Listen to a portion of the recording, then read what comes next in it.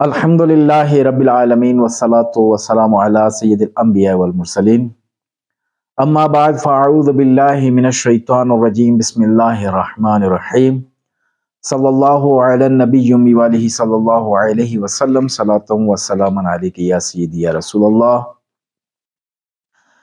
ناظرین، میں ہوں علامہ سیف اللہ تارکی اور آپ دیکھ رہے ہیں چینل ماہر روحانیات۔ آج جو ہمارا اس چینل پر موضوع ہے وہ ہے ہارٹ اٹیک کے بارے میں، یا چیسٹ پین جسے ہوتا ہے اس کے بارے میں آج جو ہم یہ بتائیں گے آپ کو۔ ہارٹ اٹیک جو ہوتا ہے، جو چیسٹ میں پین ہوتا ہے، اس کی وجہ یہ ہے کہ دل کے جو وال ہوتے ہیں نا، وہاں کوئی لوتھڑا، خون کا لوتھڑا جا کر وہاں پھنس جاتا ہے۔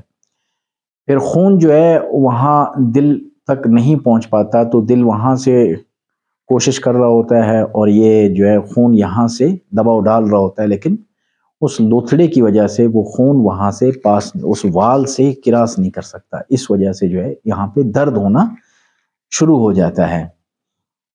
تو آج اس کے بارے میں ہم آپ کو ایک نسخہ بتائیں گے انشاءاللہ عز و جل۔ اس نسخے کو استعمال کرنے سے کبھی بھی آپ کو چیسٹ پین نہیں ہوگا۔ تو ہمارا چینل سبسکرائب ضرور کیجئے گا اور بیل کے آئیکن پہ ضرور کلک کیجئے گا۔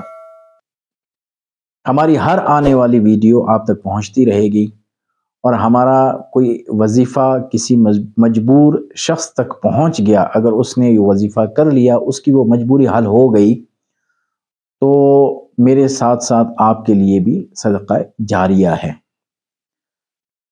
جب وہ چیسٹ پین ہوتا ہے اس لوتھڑے کی وجہ سے، خون کے لوتھڑے کی وجہ سے، تو رب تعالیٰ نے ادرک میں ایسی شفا رکھی ہے نا کہ اس کو آپ نے چباتے رہنا ہے، اس سے آپ کا خون کبھی جمے گا نہیں۔ اگر اس وقت جو آپ کو پین بھی ہو رہی ہو نا، تو آپ ادرک کا ٹکڑا لے لیں، وہ آپ نے اپنے منہ پہ چباتے رہنا ہے، اس کو نگلنا نہیں ہے۔ اس کا جو رس ہے نا، اس کو آپ نے چوستے رہنا ہے، وہ اندر جو ہے آپ نے لعاب کے ساتھ اندر نگل لینا ہے۔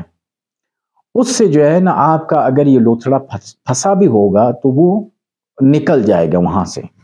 اور دوسرا جو ہے، آپ نے گرین ٹی کا استعمال کر رہے ہیں، وہاں اس میں بھی ادرک اور کلونجی کے دانے اس میں ڈالنے ہیں، تو انشاءاللہ آپ کو کبھی چیسٹ پین نہیں ہوگی۔ یہ آپ جو ہے نسخہ خود بھی استعمال کریں، اپنے جو عزیز اقارب ہیں، دوست احباب ہیں، ان تک بھی یہ نسخہ ضرور پہنچائیں، تو انشاءاللہ عز و جل آپ چیسٹ پین یا ہارٹ اٹیک سے بچ جائیں گے۔ رب عز و جل سے دعا ہے کہ رب تعالی ہمیں نماز پڑھنے اور صحیح معنی میں وظائف پڑھنے کی توفیق عطا فرمائے۔ وما علینا الا البلاغ۔